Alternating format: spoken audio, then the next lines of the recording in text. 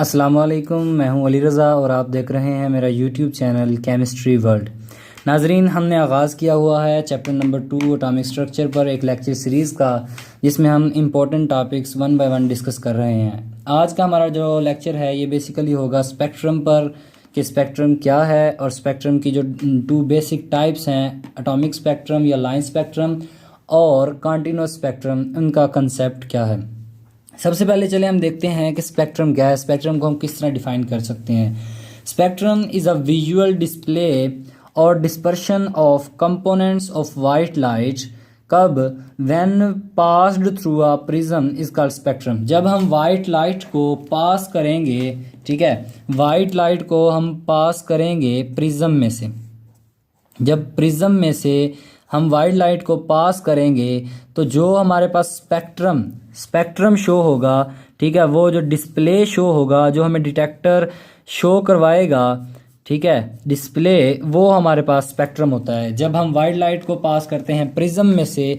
Prism basically क्या है, prism की मैं आपको डिफाइन बता देता हूँ। प्रिज्म हमारे पास एक ऑप्टिकल इंस्ट्रूमेंट होता है जिसे हम बेसिकली लाइट को रिफ्रैक्ट या बेंड करने के लिए इस्तेमाल करते हैं, जिसकी वन सरफेस या साइड हमारे पास एंगल्ड होती है, ठीक है। प्रिज्म एन ऑप्टिकल इंस्ट्रूमेंट, जब प्रिज्म में से हम लाइट को गुजारते हैं तो वो जो लाइट हमें डिस्प्ले देता है प्रिज्म में से गुजरने के बाद, जो जिससे हम डिटेक्टर की मदद से देखते हैं, वो हमारे पास कहलाता है स्पेक्ट्रम ऑफ दैट लाइट। अब लाइट बेसिकली हमारे पास क्या होती है, लाइट हमारे पास क्या होती है, फोटॉन्स ऑफ एनर्जी, फोटॉन्स की सूरत में होती है, ठीक है, फोटॉन्स की सूरत में होती है। और फोटॉन्स की डिफरेंट वेवलेंथ्स होती हैं, ठीक है, वेवलेंथ्स होती हैं। अब वेवलेंथ का स्पेक्ट्रम पर क्या फ़र्क पड़ता है, देखें, अगर तो होगी लार्ज वेवलेंथ्स और दूसरी हो सकती है हमारे पास स्मॉल वेवलेंथ्स, तो जो एंगल ऑफ बेंड होगा, ठीक है, एंगल ऑफ बेंडिंग जब प्रिज्म में से गुजरेंगी फोटॉन्स की स्पेसिफिक वेवलेंथ्स की रेडिएशंस, तो उनकी जो वेवलेंथ्स अगर होंगी तो लार्ज, तो वो स्मॉल एंगल पर बेंड होंगी, ठीक है, स्मॉल बेंड एंगल। और अगर हमारे पास जो वेवलेंथ होगी फोटॉन्स की वो होगी स्मॉल, तो हमारे पास लार्ज एंगल होगा बेंड का, जो लाइट होंगी वो लार्ज एंगल्स पर बेंड होंगी, ठीक है। इनकी स्पेक्ट्रम की टाइप्स की बात करने से पहले एक और हमारे पास जो शॉर्ट क्वेश्चन आता है वो है कि जो विजिबल स्पेक्ट्रम है, ठीक है, जो स्पेक्ट्रम हम अपनी आंख से देख सकते हैं, उसमें कलर्स कौन कौन से होते हैं, ठीक है, वो कौन कौन से कलर्स शो करता है और वेवलेंथ जो होती है उनकी किस रेंज की होती है। तो इसका हमारे पास आंसर है, जो कलर्स का हमारे पास जो आंसर है वो है वॉयलेट, इंडिगो, ठीक है, violet, indigo, blue, green, yellow, red, orange. ये हमारे पास 7 कलर्स होते हैं, 1 2 3 4 5 6 7। ये एक तो हमारे पास ये क्वेश्चन का फर्स्ट पार्ट क्लियर हो गया, ठीक है, कि जो विजिबल स्पेक्ट्रम होता है उसमें कौन कौन से कलर होते हैं। और एमसीक्यूज के तौर पर आ सकता है कि कितने कलर्स होते हैं, तो हम कहेंगे 7 कलर्स होते हैं, violet, indigo, blue, green, yellow, red and orange. और दूसरा जो हमारे पास है कि उनकी वेवलेंथ की रेंज क्या हो सकती है, तो उनकी वेवलेंथ की रेंज होती है 450 टू 750 नैनोमीटर।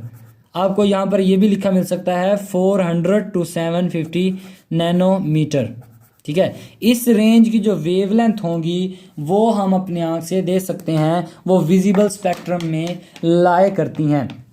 और जो विजिबल स्पेक्ट्रम में लाई नहीं करती, इसके अलावा भी हमारे पास 7 अदर रीजन्स होते हैं, ठीक है, 7 अदर रीजन्स होते हैं जो विजिबल स्पेक्ट्रम के अलावा होते हैं, ठीक है, जिन्हें हम देख नहीं सकते।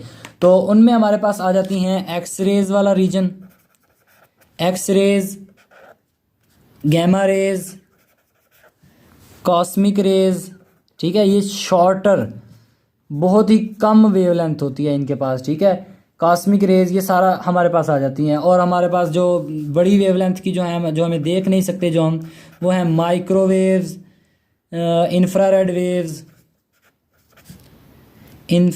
वेव्स, और हमारे पास एक और होती है फ्रीक्वेंसी रीजन्स, ठीक है, रेडियो फ्रीक्वेंसी रीजन्स, ठीक है। ये हमारे पास 7 अदर रीजन्स होते हैं जो विजिबल स्पेक्ट्रम के अलावा हमारे पास होते हैं। अब हम चलते हैं, हमारे पास जो पहली टाइप है स्पेक्ट्रम की, वो है हमारे पास continuous spectrum.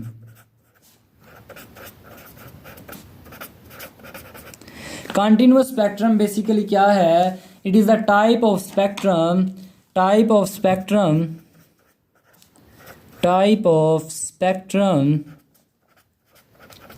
in which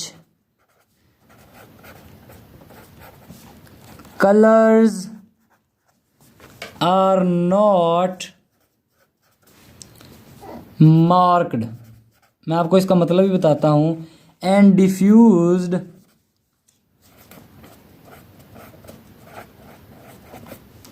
into each other। इसका मतलब मैं आपको बताता हूँ कि जब हम कॉन्टिन्यूअस स्पेक्ट्रम शो करने वाले एटम में से या एलिमेंट में से हम प्रिज्म में से गुजारेंगे, तो हमें जो स्पेक्ट्रम नज़र आएगा उसमें जो कलर्स शो होंगे, ठीक है, उनमें कलर्स में ख़ास डिफ्रेंशिएशन नहीं होगी। इसको मैं आपको थोड़ा सा एग्जांपल्स के तौर पे भी बताता हूँ कि ये देखें, ये हमारे पास आ रहा है ना, जैसे रेड कलर, ठीक है, ये रेड कलर का रीजन आ रहा है, तो इसके साथ ही शुरू हो जाएगा ग्रीन का भी, ठीक है, डिफ्यूज्ड एक दूसरे के ऊपर चढ़ा होगा, हमें ख़ास फ़र्क नहीं पता चलेगा कि रेड का रीजन कहाँ पर आ रहा है, ठीक है, स्पेक्ट्रम में ब्लू का रीजन कहाँ पर आ रहा है, ठीक है, ये कुछ इस तरह का स्पेक्ट्रम हमें शो होगा। तो इस तरह के स्पेक्ट्रम को हम कहते हैं कॉन्टिन्यूअस स्पेक्ट्रम। और इसकी जो सबसे हमारे पास ईजी एग्जाम्पल है जो हम सब ने देखा हुआ है स्पेक्ट्रम, वो है रेनबो का स्पेक्ट्रम, ठीक है, रेनबो स्पेक्ट्रम।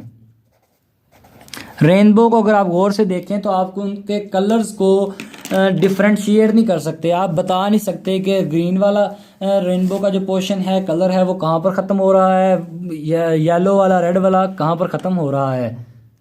और कॉन्टिन्यूअस स्पेक्ट्रम बेसिकली ये मैटर की कैरेक्टरिस्टिक होती है। जब हम मैटर को बल्क क्वांटिटी में लेते हैं तो ये मैटर हमें कॉन्टिन्यूअस स्पेक्ट्रम शो करता है। इसके बाद हमारे पास जो सेकंड टाइप है वो है एटॉमिक या लाइन स्पेक्ट्रम।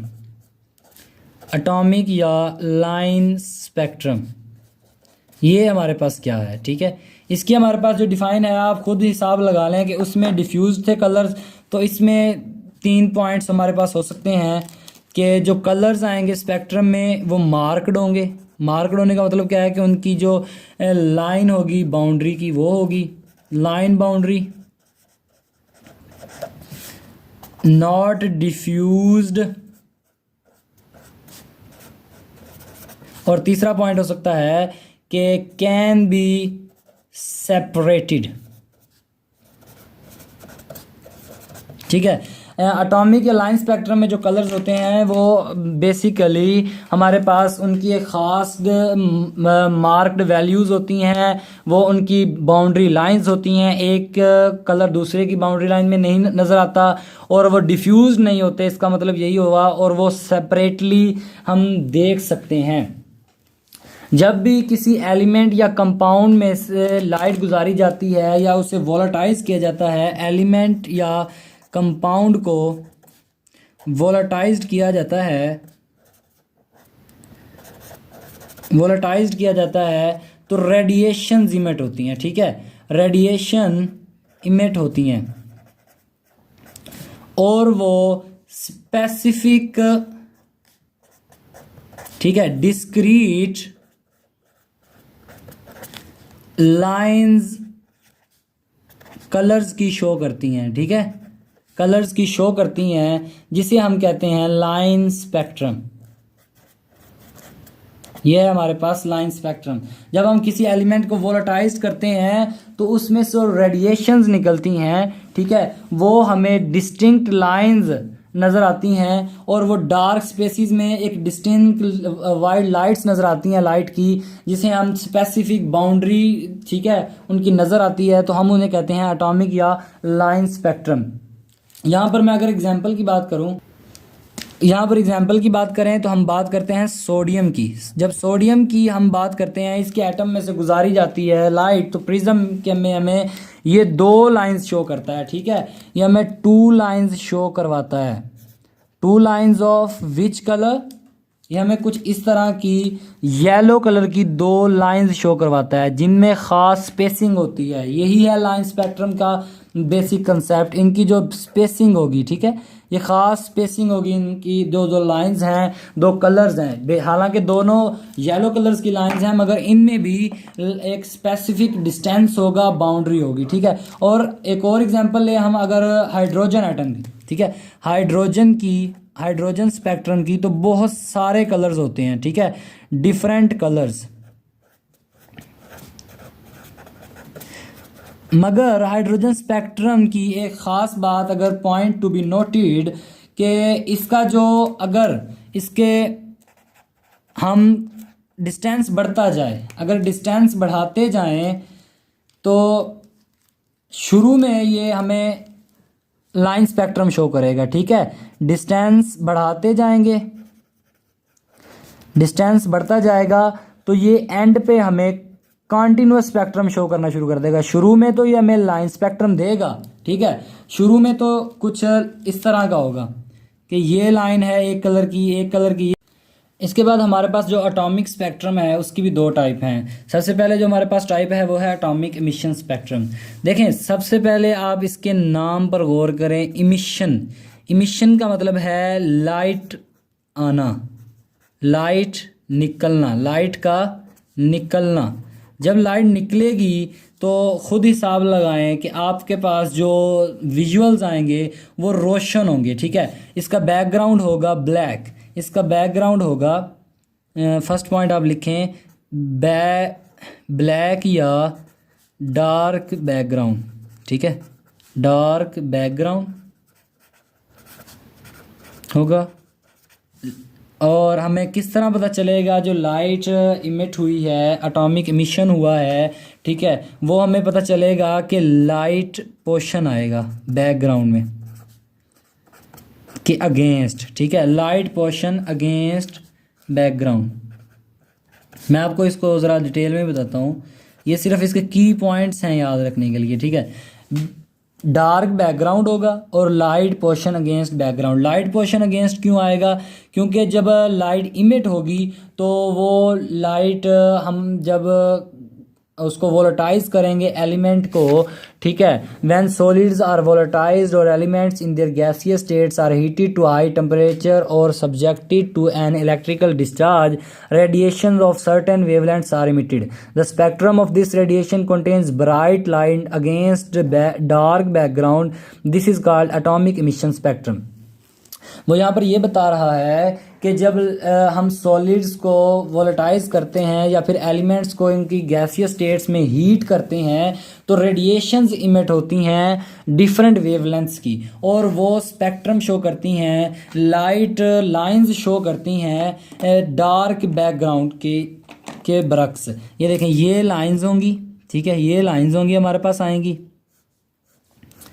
और फ़र्ज़ कर लें ये जो पेज है, ये वाला पेज है हमारे पास, ये है हमारे पास ब्लैक, ठीक है, और ये जो लाइट्स आएंगी ना, ये हमारे पास रेडिएशन इमिट्स हुई हैं डिफरेंट वेवलेंथ्स की, ठीक है। तो ये होता है हमारे पास एटॉमिक इमिशन स्पेक्ट्रम।